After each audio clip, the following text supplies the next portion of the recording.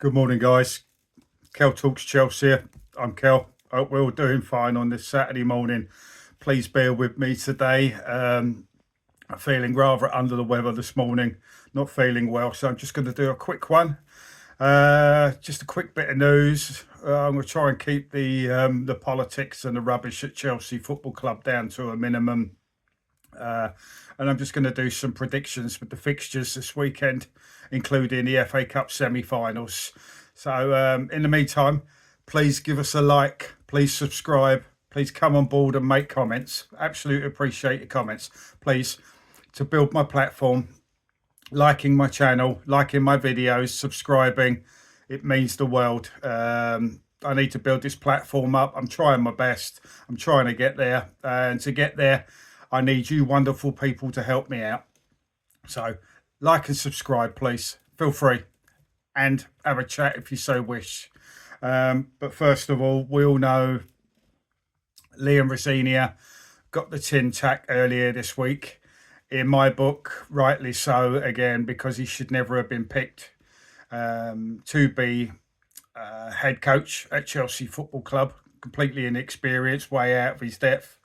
But what's your feelings on him actually going? Do you think he should have been given more time, or do you think that Chelsea were within their rights to get rid of him? Again, what I want to say is, what are the directors still doing at the club? Your Win Stanleys, your Stewarts, your Shields, your Jules. Completely inept in their duties, completely failed throughout their stay so far at Chelsea Football Club.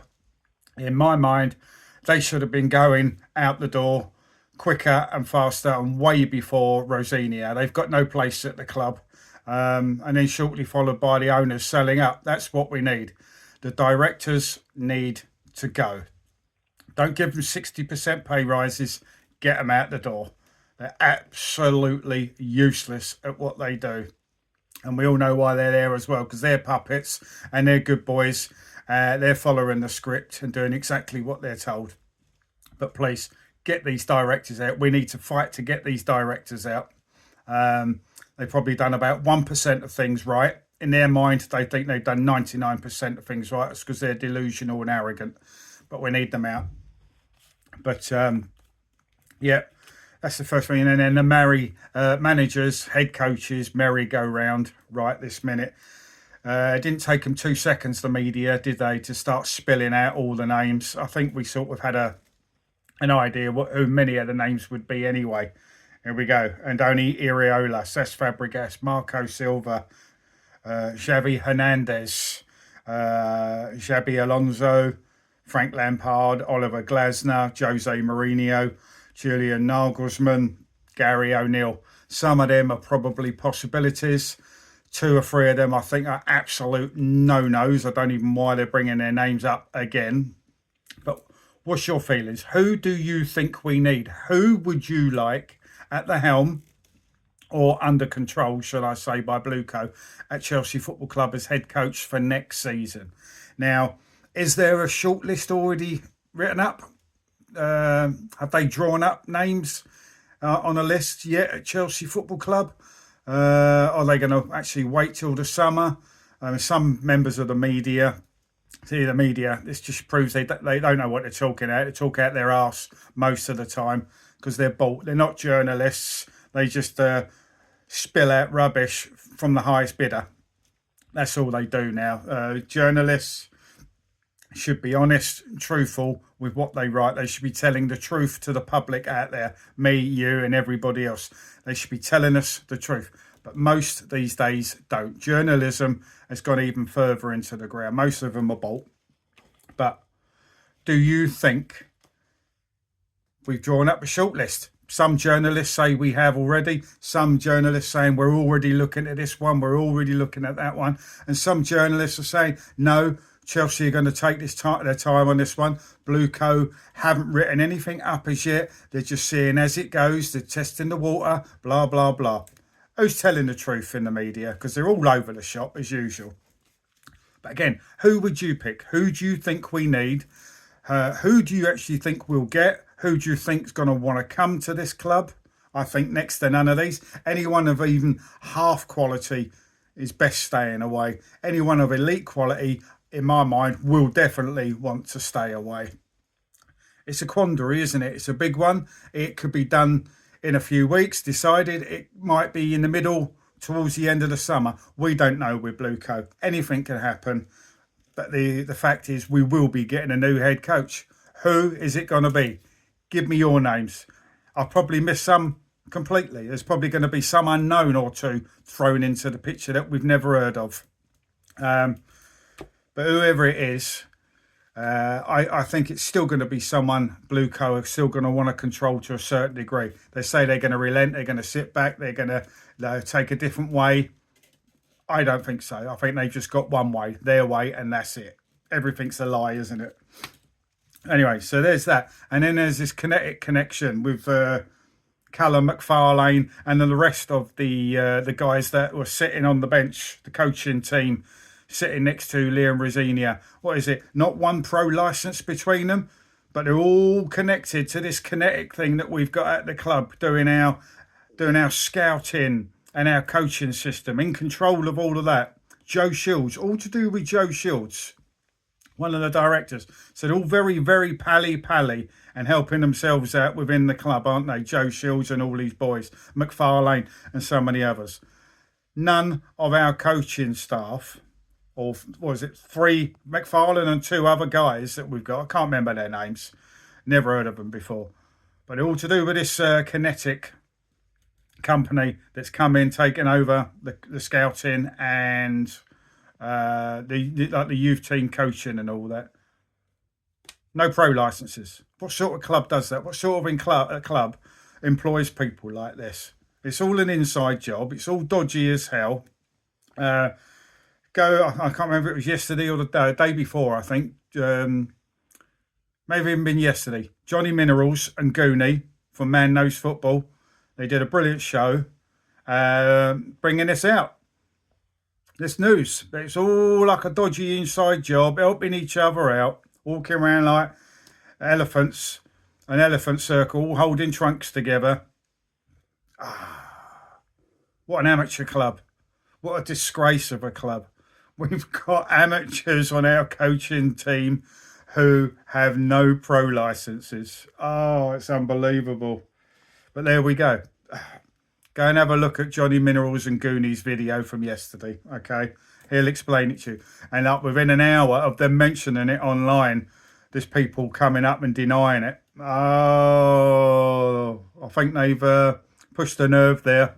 Well done, Johnny. Well done, Goonie. Keep it up, guys. Keep pushing this kinetic thing.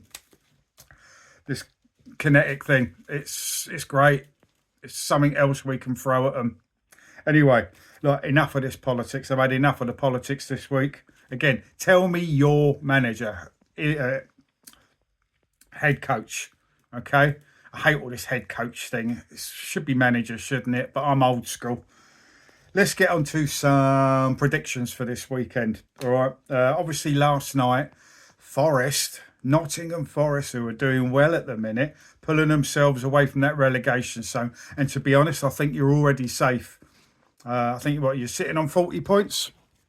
I think it's 40 points, but you had a 5-0 win at Sunderland. What's happened to Sunderland recently? You were doing all right, guys, and you've just fallen from grace. You've just hit the floor hard. Forest, 5-0. That's umpteenth wins on the trot now. So well done, boys. You pulled yourself away. You're making it much tougher for Spurs and West Ham. And to be honest, I think that last relegation space, because obviously Wolves, Burnley, gone, see you later. I think that last space is between Tottenham and West Ham. Who's it going to be? Who do you think out of Tottenham and West Ham, who do you think is going to go down? Who do you want to go down? Forest. Nottingham Forest are on 39 points. West Ham on 33, Spurs on 31. So that's between an 8 and a 7 point gap. But Spurs and West Ham do have that extra game. I'm not sure out of West Ham Tottenham. I think it's going to be very close. I I know who I would like. I'd like it to be the Spuds. See you later. But something irritating me, telling me that I think Spurs might crawl out of it at the last minute, and I hope they don't. So, Forest, well done. Pulled yourself further clear from that 18th spot. 8 points away from that, I think. Yeah. I don't think Tottenham are going to get 9 points to get above you.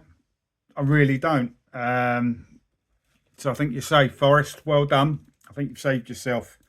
It's a 5-0 last night at Sunderland. Wow, that was very surprising.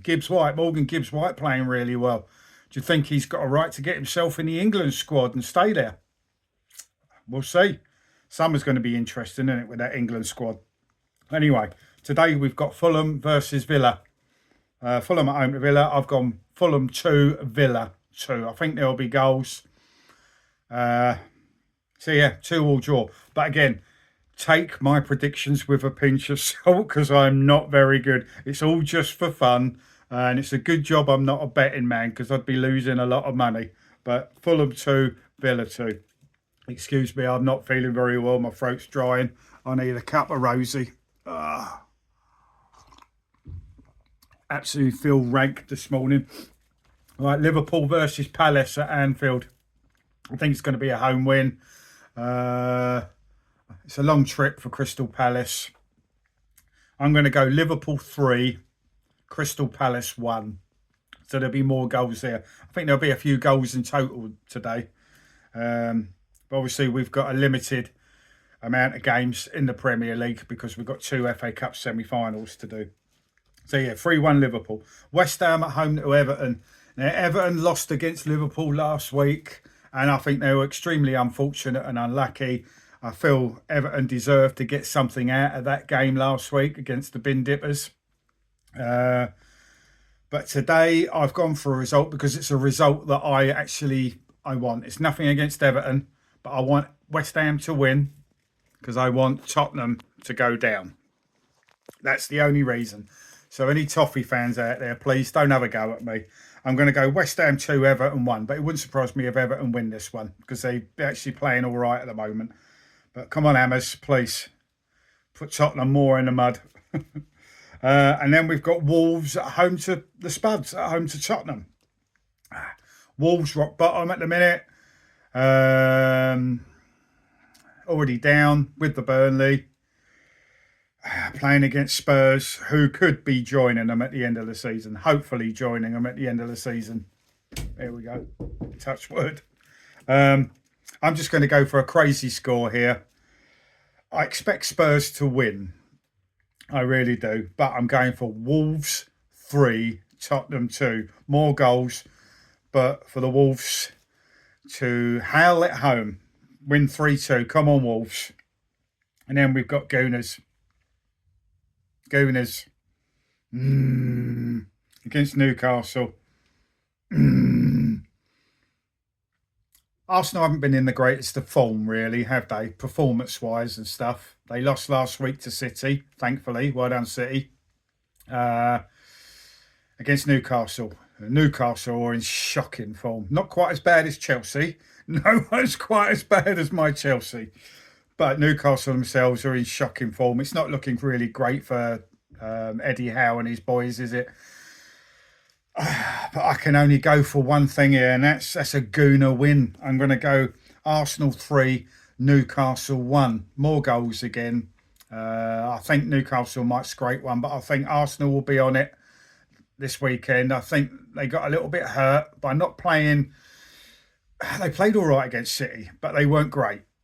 And I still think City sneaked it last week, but I think they're going to want to fight back after that defeat. So Arsenal 3, Newcastle 1. Arsenal 2 go 3 points ahead again, leaving City with another game in hand. So City, I think you're going to have to start chasing again.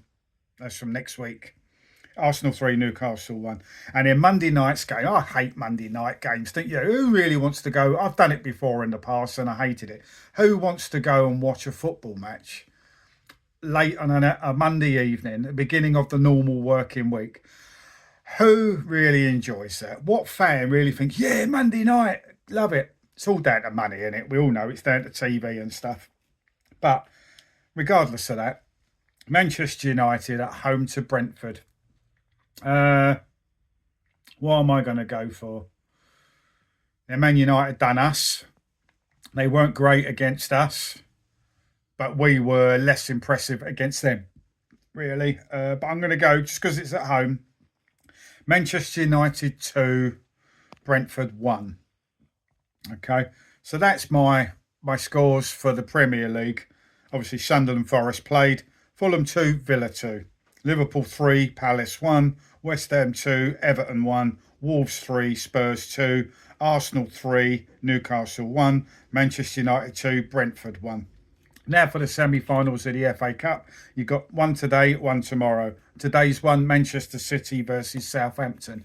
Now, I think City, because it's against Championship opposition, and maybe they might need to rest some legs for this Premier League chase with Arsenal. I think there will be probably 2 or 3 changes within their lineup. But I think whoever they bring in are going to be great replacements. They're going to have replacements coming in for players that I wish I had at Chelsea. Have you ever seen our subs bench this season after £2 billion spent? It's shocking. But there we go. City to make some changes, not massive wholesale, but 2 or 3. They'll tweak it up, rest some players. Say maybe a Foden coming in and starting the match, etc. But I'm going to go Man City still to win, but I'm going to have Southampton scoring, give their fans some cheer. I'm going to go Man City 3, Southampton 1. Now for the FA Cup, I'd like Southampton to win for the romance of the Cup. And if Chelsea ever did get through their semi-final, we'd have slightly easier opposition. I mean, at the moment, no opposition's easy for us, but easier opposition. It will be pure, utter romance and a delight if Southampton won this, but I can't see it. City to win 3-1. Now, my mob, my boys, Chelsea 1, Leeds 3. They're having to deal with all the crap, and it's an absolute mountain's worth of crap at the club. Whether it's to do with squads, players, financial lies, PR, skullduggery at the club, etc., etc., dodgy, crappy coaches and coaching systems and AI and data, blah, blah, blah, blah, blah. The list is endless. Even though Rosinia has been relieved of his duties this week, and some of the players will be overjoyed with that, I can guarantee you that. Are they going to be up for it? Are they going to go out there? I mean, Callum McFarlane's not really going to have a say. He's going to say, come on, lads, just do it. Go out there for the club, for the badge. What else can he say? He's unqualified. He's got no pro licence. He's got no right to say anything. He's just there as a face to cover and steer the ship somewhere. I think it's still going to get lost in the middle of the ocean. But what's he really going to do, Callum McFarlane? He's not going to do a lot, is he? I don't know. I really don't know. In the old days, when we had Di Matteo in charge, after AVB was sacked by Roman Abramovich, Di Matteo come in, and he even admitted he didn't really tell the boys too much. It was just geeing them up and all that. But he said he just left it to them because we had experienced professionals, quality experienced professionals. We had the Frank Lampards, the Didier Drogbas, the Petr Cechs, the Ashley Coles, the JTs, Skipper Elite. All throughout the squad, we had eliteness, quality. And Di Matteo basically left the team to do things for themselves. And look what happened. We won the Champions League. We beat Bayern on their own turf in 2012. Fortunately, we haven't got that sort of squad, that eliteness and experience and quality these days. So you can't really leave it to the players to sort it out for themselves, can you? To stand up and go, right, let's go out there and just do our stuff. Let's just play naturally, our natural game together and give it. I can't see it. I still can't see it. It's not Frank Lampard. It's not JT. It's not Petr Cech, Ashley Cole, etc., etc., etc. Didier Drogba's. Where are all these players? Even Gary Cahill's, David Luiz's, Ivanovic's, blah, blah, blah. matters. Even a Fernando Torres, which we had in the squad. Where are all these sort of players at Chelsea now? I don't think they're still going to... I think they might play a little bit better, but I still don't think they're going to have enough on Sunday. I really, really don't. It hurts me. I think we're that much in a hole. And some of the players are not just angry or weren't just angry with Rossignol. There's a lot of players that actually angry at BLUECO and the process as a whole. And unfortunately, BLUECO and that process still remain at the club. So there's still going to be some grumpiness within the ranks. Hurts me to say it. I want us to win. I want us to get in a final. My dream final would be Chelsea versus Southampton. 1, I'd love Southampton to do it, but I don't think they will. 2, I would love Chelsea to do it, and I don't think we will. And Leeds are playing really well at the minute. Playing really well. Daniel Farke has turned things around. Towards the end of 2025, he was looking in a bit of trouble. Turned it round. Leeds are playing good football. They're full of energy. They're full of fire. They're full of passion. I expect Dirty Leeds to beat us tomorrow. I'm sorry. Chelsea 1, Leeds 3. Again, I'm probably being generous giving us a goal. I keep giving us a goal within a defeat and we still ain't getting goals. But I've got to do it. We've got to score. Surely. Please, let us score a goal. Want us to win, but I'm going Chelsea 1, Leeds 3. So I'm going for, and I think most people will be, for a Manchester City versus Leeds final. It's heartbreaking, isn't it, that you've had to drop to these levels of just keep giving your own team a defeat in your predictions because you know the state. It's just being honest. It's not being negative. It's not negative. We don't want to be negative. We just know the reality. We know the score. We're in the mud. Worst team in form in the whole Premier League. Oh, with almost 2 billion spent over 4 years, which is, I don't know, about 800 million more than the next side. Chicken Oriental, isn't it? Chicken Oriental. Club's in the mud. Anyway, here we go. I'm going to leave it there. I'm going to go and rest because I feel exhausted just doing this little video. Not well. I feel absolutely lousy. Someone's hit me bad with a disease stick. So I hope you guys have a better day. See what happens with all these scores.